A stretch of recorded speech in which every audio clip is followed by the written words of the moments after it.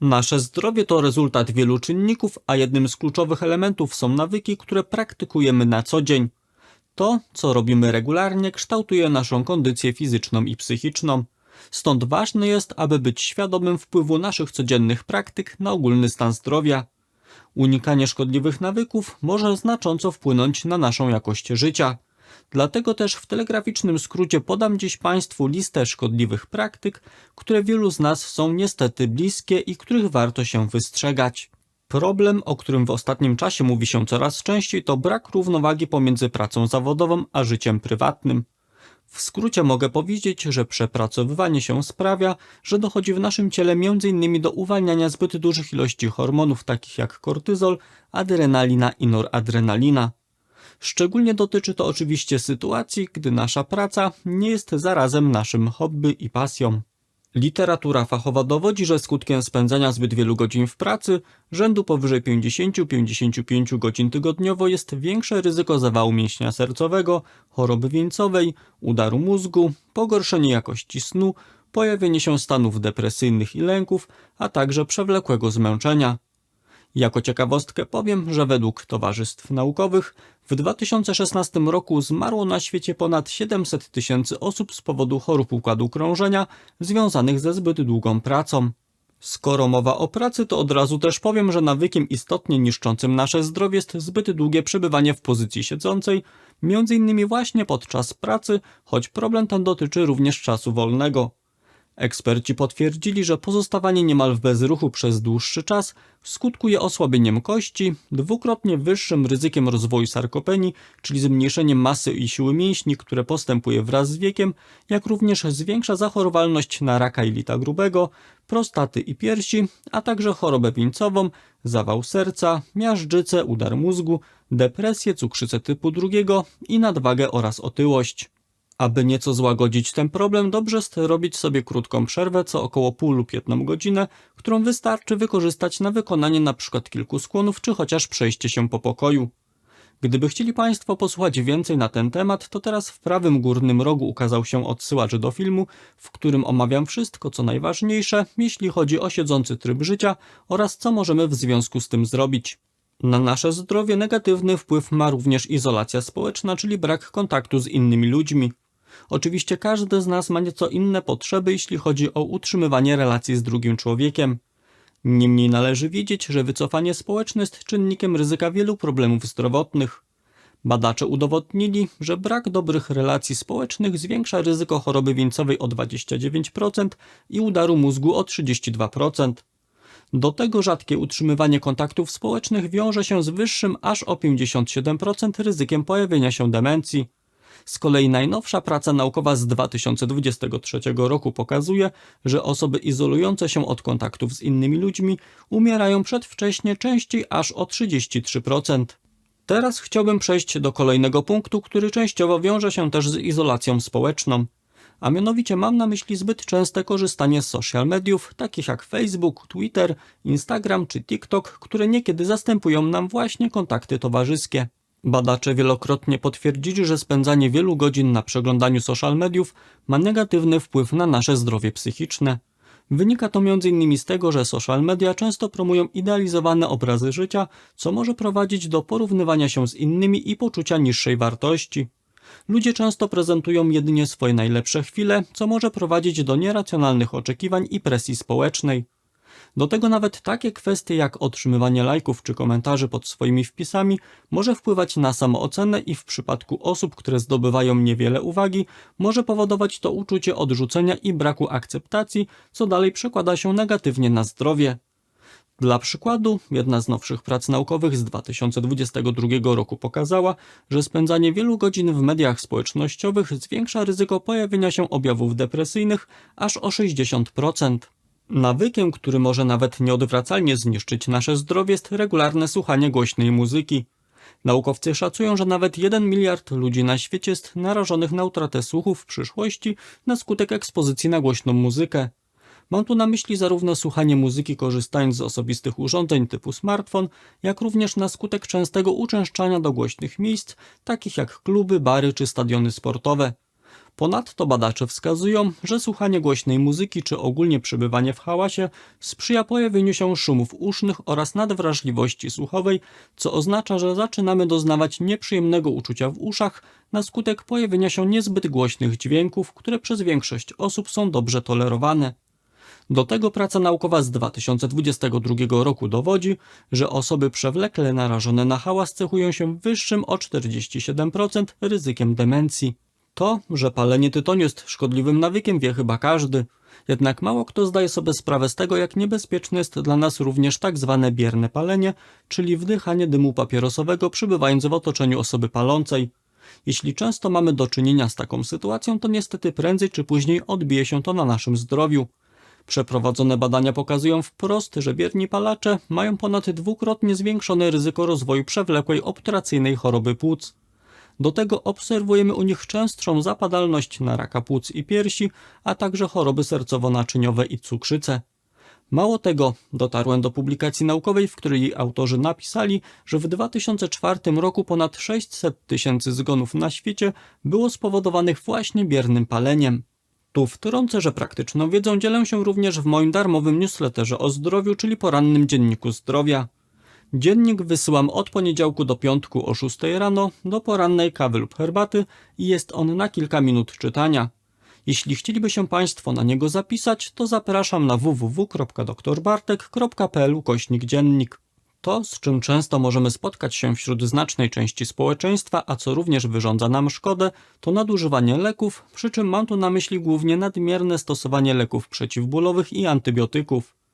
Jeśli chodzi o leki przeciwbólowe, w tym niesteroidowe leki przeciwzapalne, to zbyt częste sięganie po nie wiąże się m.in. ze zwiększonym ryzykiem pojawienia się wrzodów żołądka i dwunastnicy, uszkodzenia wątroby, a nawet udaru mózgu i zawału mięśnia sercowego.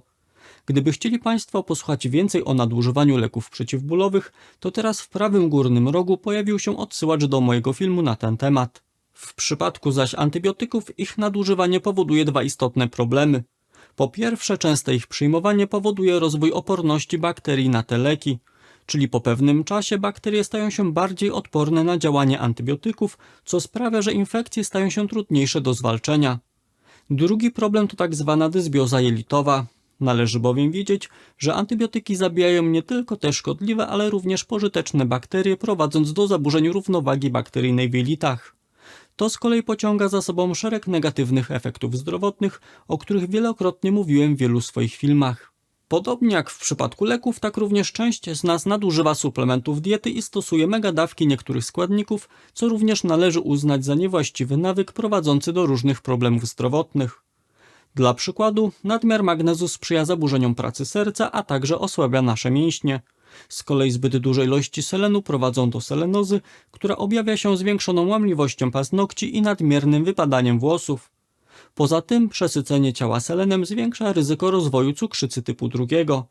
W przypadku zaś przedawkowania witaminy A mowa o bólach i zawrotach głowy, zwiększonej suchości skóry, osłabieniu kości, a także uszkodzeniu wątroby. Przy okazji wspomnę, że nadużywaniu suplementów poświęciłem kiedyś cały odcinek. Odsyłacz do niego pojawił się teraz w prawym górnym rogu, jeśli chcieliby Państwo szerzej o tym posłuchać. Do szkodliwych nawyków, które myślę, że są bliskie wielu z nas, jest przyjmowanie niewłaściwej pozycji podczas spania. Przede wszystkim mam tu na myśli spanie na brzuchu, które prowadzi do skręcenia szyi i odcinka lędźwiowego kręgosłupa. W tej pozycji dochodzi do znacznego, niekorzystnego nacisku na mięśnie i stawy kręgosłupa. Niezbyt dobra dla nas jest też pozycja embrionalna, kiedy to zwijamy się w kłębek, przyciągając kolana do klatki piersiowej i nieco pochylając głowę do przodu. Tak naprawdę najlepszą pozycją do spania jest spanie na plecach. Ułożenie na wznak odciąża nasz kręgosłup, zaś mięśnie i stawy ulegają rozluźnieniu. Przy czym jednocześnie chciałbym zaznaczyć, że w przypadku niektórych problemów zdrowotnych, w tym bezdechu sennego, więcej korzyści przyniesie spanie na boku. I uprzedzając możliwe komentarze, chciałbym od razu zaznaczyć, że nawyk spania na plecach można w pewnym sensie wyćwiczyć, choć zajmuje to trochę czasu. Szerzej o pozycjach ciała podczas snu opowiadam w osobnym filmie, do którego odsyłacz pojawił się teraz w prawym górnym rogu. Na dzisiejszej liście oczywiście nie mogło zabraknąć wszelkich nawyków, które zaburzają nasz sen. Trzeba mieć świadomość, że zarówno zbyt krótki czas trwania snu, jak również niska jego jakość przekładają się negatywnie na zdrowie w wielu aspektach, w tym prowadzą m.in. do nadciśnienia tętniczego, depresji, osłabienia odporności, a nawet cukrzycy typu 2 oraz nadwagi i otyłości. Wśród najbardziej szkodliwych nawyków zaliczam korzystanie z urządzeń emitujących światło niebieskie, takich jak smartfony, tablety, laptopy i telewizory na około 2 godziny przed pójściem spać, zasypianie na siłę i o różnych porach, pracowanie tuż przed snem, spożywanie kawy i palenie tytoniu później niż 6 godzin przed snem, czy niezadbanie o odpowiednie przewietrzenie sypialni i właściwą temperaturę, która powinna wynosić około 17-19 stopni Celsjusza. Kolejnym złym nawykiem, który może wyrządzić więcej złego niż dobrego, jest spędzanie dużej ilości czasu na dworze, nawet spacerując, gdy mamy do czynienia z istotnym zanieczyszczeniem środowiska. Należy bowiem wiedzieć, że często oddychanie zanieczyszczonym powietrzem wiąże się nie tylko z większą zapadalnością na choroby układu oddechowego, w tym przewlekłą obturacyjną chorobę płuc, raka płuc czy astmę. Przeprowadzone badania dowiodły, że chroniczne narażenie na brudne powietrze sprzyja m.in. rozwojowi niewydolności serca, udarów mózgu, nadciśnienia tętniczego, jak również zwiększa zachorowalność na depresję, raka jelita grubego i wątroby, a nawet przyspiesza starzenie się mózgu, pogarsza pamięć i prowadzi do pogorszenia płodności. Tą informacją nie chcę oczywiście zniechęcać Państwa do aktywności na świeżym powietrzu, ale tu właśnie pojawia się słowo klucz – świeże powietrze. Zachęcam bowiem do korzystania ze stron internetowych, na których możemy znaleźć informacje odnośnie do aktualnego poziomu zanieczyszczenia powietrza. Jeśli jest ono wyjątkowo wysokie, to wówczas lepiej odpuścić sobie wychodzenie na zewnątrz. Innym nawykiem, który również nie sprzyja naszemu zdrowiu, jest wstrzymywanie oddawania moczu. Poza tym, że takie zachowanie powoduje dyskomfort, a niekiedy też ból w okolicach pęcherza moczowego, to warto wiedzieć, że zatrzymanie moczu prowadzi do zwiększenia ryzyka infekcji układu moczowego, ponieważ mocz jest siedliskiem bakterii. Do tego długotrwałe wstrzymywanie moczu może prowadzić do nadmiernego rozciągania pęcherza moczowego, co może wpływać na jego zdolność do skutecznego skurczu podczas oddawania moczu. W konsekwencji w przyszłości możemy mieć po prostu problemy z oddawaniem moczu. Co więcej, ciągłe wstrzymywanie moczu może wpływać na mięśnie dna miednicy, co może prowadzić do osłabienia tych mięśni i potencjalnie prowadzić do problemów z nietrzymaniem moczu. Wśród nawyków, które są dość często praktykowane w naszych domach, zaliczam też te związane z obróbką żywności. Mam tu na myśli przede wszystkim błędy popełniane podczas smażenia potraw. Dla przykładu, niezdrowym nawykiem jest smażenie na oleju słonecznikowym, który jest źródłem wielonienasyconych kwasów tłuszczowych, które z kolei pod wpływem wysokiej temperatury ulegają przekształceniu do toksycznych związków. Poza tym, złym rozwiązaniem jest też odsmażanie potraw na starym tłuszczu. W ten sposób tylko dostarczamy większe ilości związków szkodliwych dla zdrowia. Ważne jest bowiem, aby jeśli już jest taka konieczność, to żeby odgrzewać potrawy na świeżej partii oleju czy innego tłuszczu. Do tego za szkodliwe uważam też stosowanie panierki podczas smażenia, która chłonie tłuszcz jak gąbka wodę, a także smażenie na głębokim tłuszczu, jak również smażenie na porysowanej patelni, z której niepożądane substancje mogą przedostawać się wprost do żywności. A gdyby chcieli Państwo poznać mój ranking tłuszczów do smażenia, to teraz w prawym górnym rogu pojawił się odsyłacz do filmu, który niedawno na ten temat nagrałem. Kolejne miejsce na niniejszej liście zajmuje częste stosowanie folii aluminiowej do przechowywania, czy bardziej do przygotowywania żywności. Wspominam o tym, ponieważ aluminium obecne w takiej folii ma zdolność do migracji wprost do żywności, która jest w nią opakowana. Jednak tu zwracam uwagę na to, że dotyczy to sytuacji, gdy produkt zawinięty w folię aluminiową jest poddawany obróbce termicznej. Dopiero podwyższona temperatura powoduje uwalnianie aluminium. Drugim czynnikiem sprzyjającym przechodzeniu aluminium do pokarmu jest niskie pH. Stąd również i marynowanie żywności może doprowadzić do migracji wspomnianego pierwiastka. Wobec tego zachęcam, aby jak najrzadziej np. zapiekać posiłki w folii aluminiowej lub stosować ją do przechowywania marynowanego mięsa lub ryb. O aluminium wspominam dlatego, że w literaturze naukowej znajdziemy prace, które wskazują, że częsta ekspozycja na ten pierwiastek może skutkować pojawieniem się problemów zdrowotnych. Mam tu na myśli przede wszystkim rozwój choroby Alzheimera i zmniejszenie gęstości mineralnej kości, które prowadzi do osłabienia układu szkieletowego.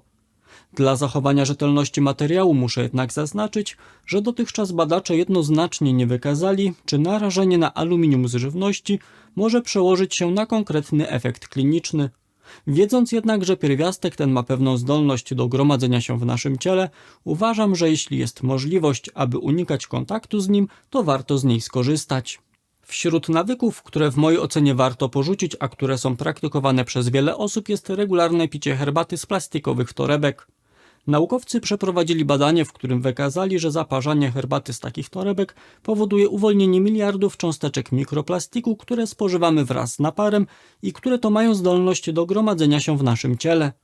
Zdaniem badaczy taki mikroplastik może osłabiać nasz układ odpornościowy, jak również sprzyja pojawieniu się stanów zapalnych i stresu oksydacyjnego, czyli czynników, które są główną przyczyną rozwoju chorób metabolicznych. Z tego też względu zachęcam, aby jednak częściej wybierać sypane herbaty liściaste, tym bardziej, że zwykle odznaczają się one szerszymi walorami zdrowotnymi, np. jeśli chodzi o zawartość dobroczynnych przeciwutleniaczy w postaci polifenoli. Kolejny punkt może być dla niektórych osób dość kontrowersyjny. Mam tu na myśli prowadzenie częstych i długich rozmów przez telefon komórkowy. Od razu jednak zaznaczę, że wśród naukowców nie ma jednomyślności co do szkodliwego wpływu fal elektromagnetycznych emitowanych przez te urządzenia. Niemniej warto wiedzieć, że promieniowanie elektromagnetyczne zostało sklasyfikowane przez Międzynarodową Agencję Badań nad Rakiem jako potencjalny czynnik rakotwórczy dla ludzi. Otwartym pytaniem pozostaje to, czy promieniowanie wyzwalane przez telefony komórkowe jest na tyle silne, aby wywołać negatywny wpływ na nasz organizm. I właśnie co do tego fachowcy są podzieleni. W literaturze naukowej znajdziemy jednak szereg prac z 2020, 2022 czy nawet z 2024 roku, które wskazują, że istnieje związek pomiędzy częstym korzystaniem z telefonów komórkowych, a zwiększonym ryzykiem rozwoju niektórych nowotworów i pojawienia się bólów głowy. Tak jak powiedziałem, temat ten wymaga jeszcze lepszego poznania. Niemniej dmuchając na zimne, uważam, że warto nieco ograniczyć prowadzenie długich rozmów przez telefon lub chociaż aby wprowadzić kilka praktyk, które zminimalizują narażenie naszego ciała na promieniowanie elektromagnetyczne. Tam, gdzie to możliwe, dobrze jest na przykład używać słuchawek lub trybu głośno mówiącego zamiast przykładać telefon blisko głowy. Do tego lepiej zbyt często nie używać telefonu komórkowego, gdy mamy słaby zasięg. A to dlatego, że przy słabym sygnale telefon silniej promieniuje. Ponadto podczas wyboru odpowiedniego telefonu komórkowego warto kierować się parametrem o nazwie współczynnik absorpcji swoistej, który jest zapisywany w skrócie jako SAR. Najlepiej, aby wartość tego parametru była jak najniższa i wynosiła np. poniżej 0,5 W na kilogram. Osobom zainteresowanym w skrócie powiem, że wspomniany parametr oznacza szybkość pochłaniania energii promieniowania radiowego przez nasze ciało. Na ostatnim miejscu dzisiejszej listy złych nawyków zamieściłem punkt poświęcony mężczyznom, a mianowicie w literaturze fachowej znajdziemy kilka prac naukowych, które dowodzą, że z dużym prawdopodobieństwem nie najlepszą praktyką jest noszenie obcisłej bielizny. Szereg przeprowadzonych badań dostarcza przesłanek, które wskazują, że stosowanie takiej bielizny może przekładać się negatywnie na parametry nasienia, co dalej może mieć przełożenie na płodność. U osób tych obserwujemy zwykle mniejszą liczebność plemników w nasieniu, a także zmniejszoną ich ruchliwość. Osobiście uważam, że chcąc zadbać o swoje ciało, warto wziąć te informacje pod uwagę. Dzieląc się z Państwem niniejszą listą złych nawyków, chciałem pokazać, że tak naprawdę proste czynności dnia codziennego, ale powtarzane regularnie i przez dłuższy czas, mogą przekładać się długoterminowo na nasze zdrowie. Jeśli któryś z podanych punktów Państwa dotyczy, to zachęcam, aby postarać się nieco zmienić swoje przyzwyczajenia, bo z pewnością przyniesie to korzyści dla naszego organizmu. Jednocześnie, jeśli dodaliby Państwo jakieś inne nawyki do dzisiejszej listy, to będę wdzięczny za podzielenie się nimi w komentarzu pod filmem. A korzystając ze sposobności, zachęcam jeszcze do obejrzenia programu, w którym z kolei opowiadam o mitach zdrowotnych, którymi kierowanie się również może obniżyć jakość naszego życia. Aby się z nimi zapoznać, wystarczy kliknąć na miniaturę, która pojawiła się na ekranie. A na dziś z mojej strony to wszystko. Dziękuję za uwagę i do zobaczenia w kolejnym odcinku.